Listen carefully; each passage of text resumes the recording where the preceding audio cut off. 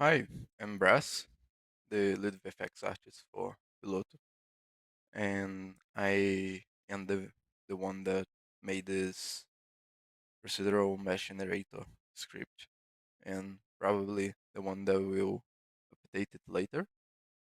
And I'm here to give you a quick tour to understand how to use its functions and the tool in general. And yeah, let's go.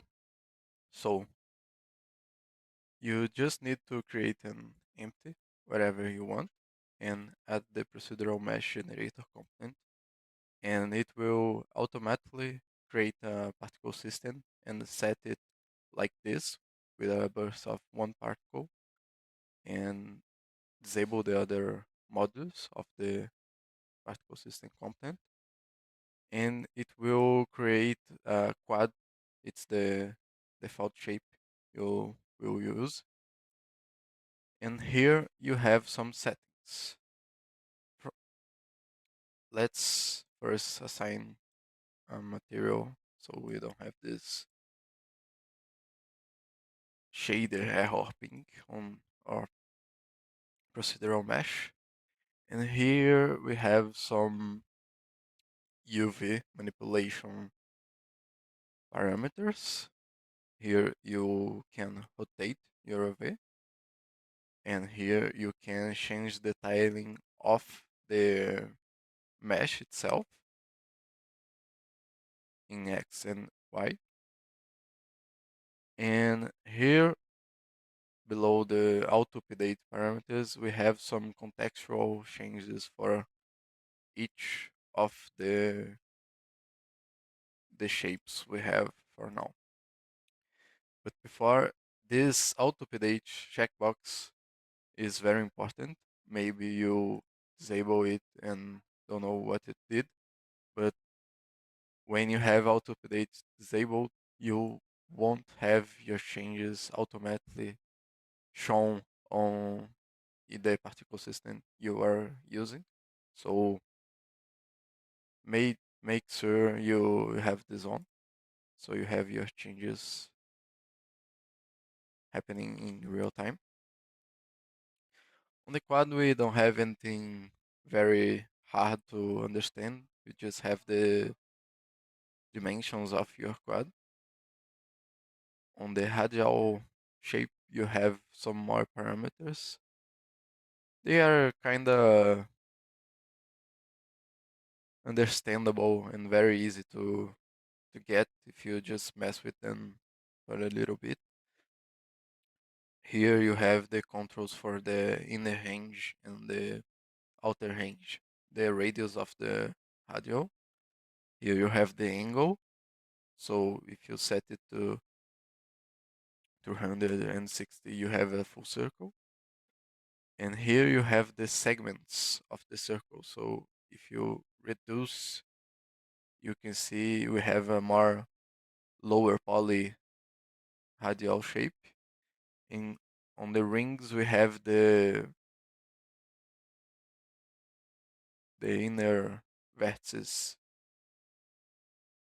We control the inner vertices of the radial. Okay. Then we have the cylinder. The cylinder height controls the height of the cylinder. The segments in rings functions a lot likely the segments in rings for the radial shape. But here we have this radius and profile. The profile is basically the profile of the curve that you have on the sides of the cylinder. So if you set it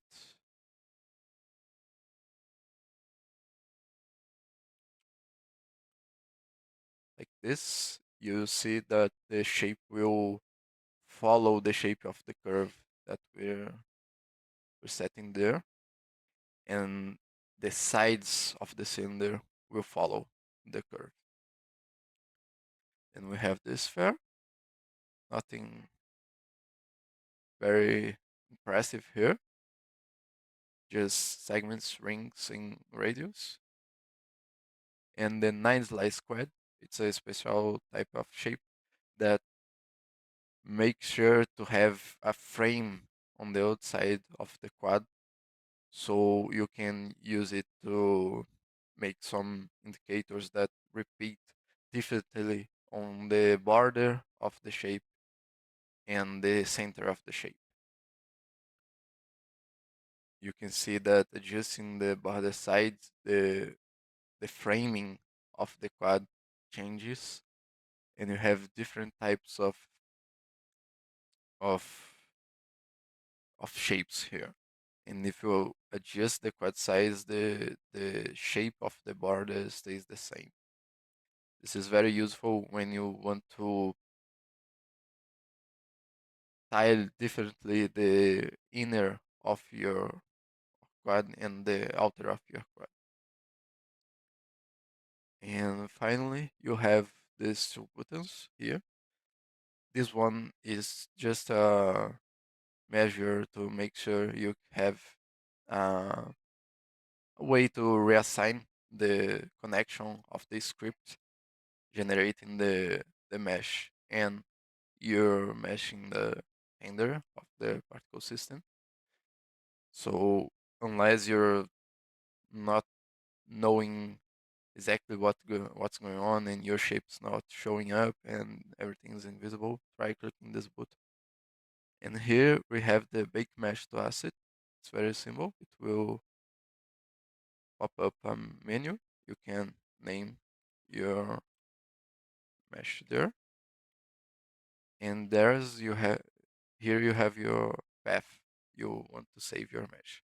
You can click with the right button and copy path of any folder you have inside your project and paste there. You have the path so you can click bake and replace, and here is your quad you have saved, and automatically he shuts down the procedural generation script and assign the quad you have saved on your particle system. I believe that's it. I hope it's useful and see you around.